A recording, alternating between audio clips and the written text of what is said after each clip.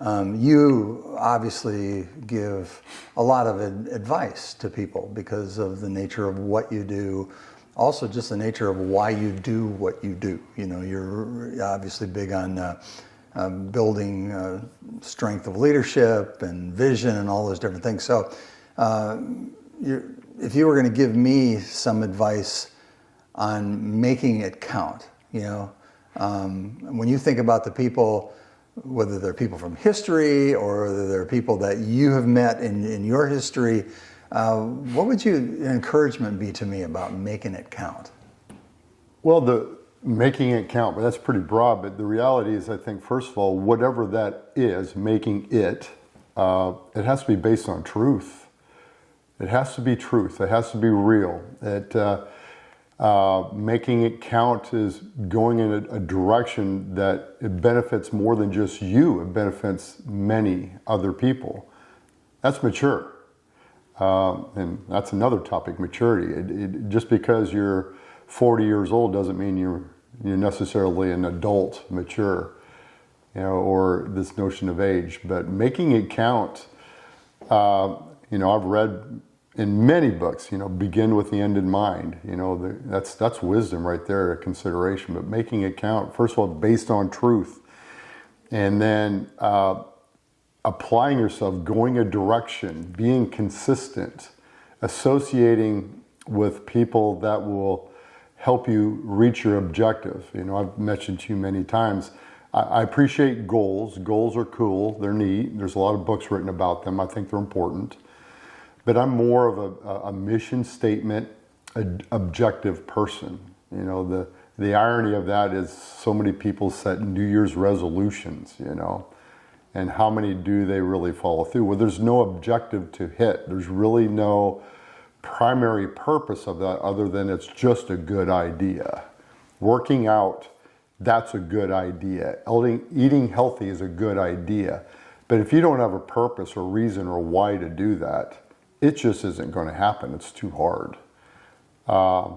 So that's some of the things that pop in my mind. Truth, a path, association, being around the right people, learning, being open to direction, coaching, being teachable. I think that's what we're designed to do. We're designed to fellowship and to progress. I think that's what we're supposed to do. You mentioned a little bit earlier the book, The Slight Edge, and I hadn't heard of it. You told me about it.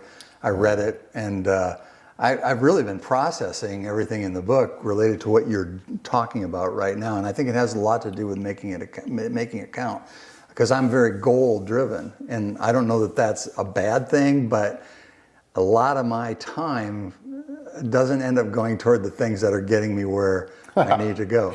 And that, you know, do a little commercial for that book. Just, you know, why would you recommend it? Well, I mean, I recommend it because it's an opportunity. You know, it's an opportunity to seize the day. And I can't tell you where that quote came from. I just remember Robin Williams in a movie, Win the Day, Carpe Diem. I don't know. But anyway, it just makes sense. You know, time is valuable. Every day is brand new. You decide what you want to do with it.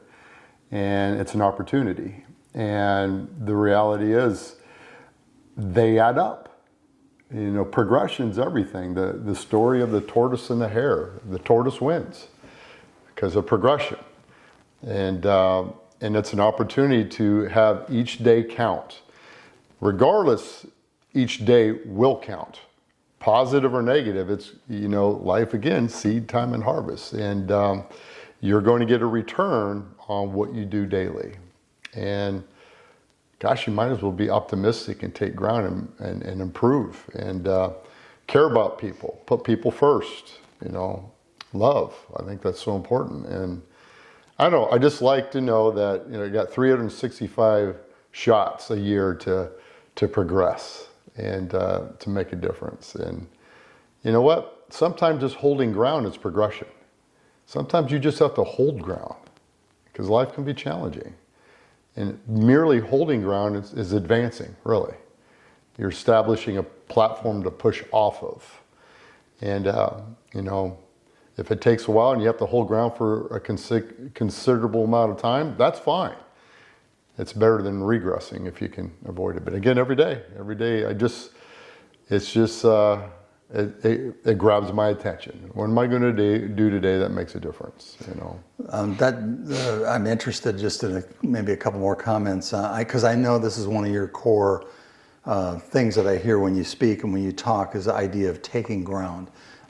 Elaborate that on a little bit more. What comes to your mind when you think about taking ground? Well, again, the military's advancement to the objective. You never give up the ground that you take. That's the goal of the plan. But it's advancing. It's progressing. That's really what it is. It's improving whatever it is you want to improve. Your relationships. It's improving how you treat people, the words that you say, the actions that you take, the things that you think about and consider. As a man thinketh, so is he. So, man, it starts there. What's your thought life? What are you thinking about? It's just merely advancing, taking ground. It's just a simple way of saying that. It sounds good, it sounds taking ground, I mean, you picture a football game, they're advancing to the goal line. You don't want to lose ground. I mean, you lose ground, you don't, in the football game, you don't win the game, you don't make touchdowns. So it's advancing. It's progression. Progression is significant. Well, thanks for sharing your thoughts about that. I think a lot of people that are watching this video right now are very interested in making their lives count. They're motivated, and so appreciate you sharing your thoughts and your ideas. Yeah, and for those watching, I realize I'm looking at Dave over here and not you, but I know you're there. You're looking at me. You're right there. I see you.